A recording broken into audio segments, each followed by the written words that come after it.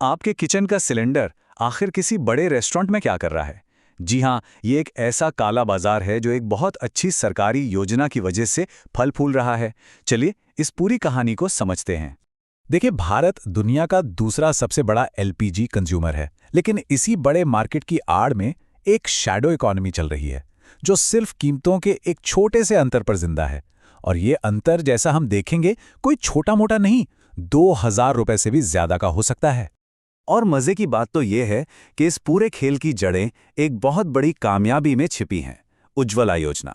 इसका मकसद था लाखों लोगों तक साफ सुथरी एनर्जी पहुंचाना, लेकिन इसने अनजाने में एक दूसरी ही प्रॉब्लम खड़ी कर दी। और ये योजना वाकई में बहुत सफल हुई। 2024 तक एलपीजी कनेक्शन की गिनती बढ़कर 32 करोड़ हो गई। ये एक बहुत बहुत बड़ी कामयाबी है। जरा ये उछाल देखें, 2014 में 15 करोड़ से सीधा 2024 में 32 करोड़। इस कामयाबी ने भारत को क्लीन एनर्जी के मामले में एक ग्लोबल पोस्टर चाइल्ड बना दिया। लेकिन इसी के साथ एक नई मुसीबत भी पैदा हो गई। तो आखिर ये पूरा काला बाजार चलता कैसे है? इसका जवाब ना एक बड़े ही सिंपल से गणित में छिपा है। प्रॉब्लम की असली जड़ यही है।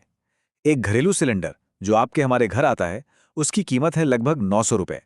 लेकिन जब यही सिलेंडर गैर कानूनी तरीके से किसी बिजनेस को बेचा जाता है तो इसकी कीमत 3200 रुपए तक पहुंच जाती है। मतलब सोचिए कितना बड़ा मुनाफा है। इसका सीधा मतलब यह है कि अगर कोई सिर्फ 100-200 सिलेंडर भी इधर से उधर कर दे तो वो आराम से लाखों का काला पैसा कमा सकता है। अब चोरी के लिए इससे बड़ा मोटिवेशन और क्या ही होगा।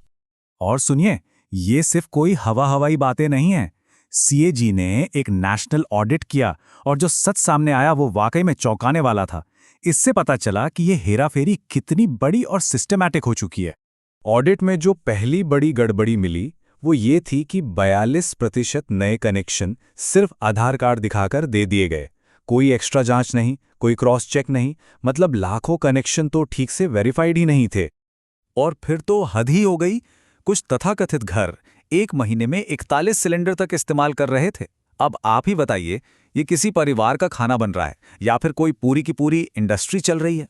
कुल मिलाके ऐसे 14 लाख लोगों को पकड़ा गया जो इतना ज्यादा गैस इस्तेमाल कर रहे थे। तो जाहिर है ये सिलेंडर खाना पकाने के लिए तो बिल्कुल नहीं थे। ये सीधे सीधे ब्लैक मार्केट में जा रहे थे। तो अब ये तो साफ हो गया कि प्रॉब्लम क्या है और कितनी बड़ी है। तो सवाल उठता है कि भाई इसे ठीक कैसे करें? इसका हल क्या है?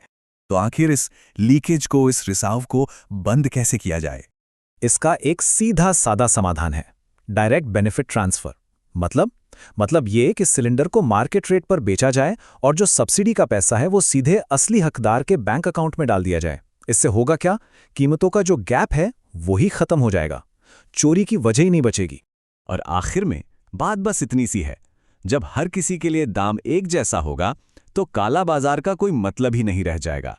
और तब जाके ये पक्का होगा कि सब्सिडी वाला ईंधन उन तक पहुंचे जिन्हें सच में इसकी जरूरत है, न कि उन लोगों तक जो इससे मोटा मुनाफा कमा रहे हैं।